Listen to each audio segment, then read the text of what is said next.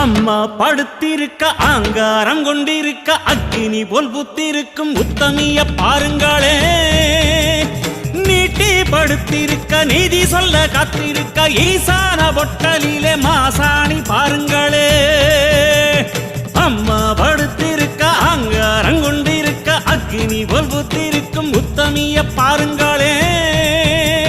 நீட்டி படுத்திருக்க நீதி சொல்ல காத்திருக்க ஈசான பொட்டலிலே மாசாணி பாருங்களே. வம்பு வழக்கெல்லாம் துன்பம் கொடுக்கையில் மிளகா சாந்தரச்சி கேட்டாளே. நாம கலங்காம மாசாணி காத்தாளே.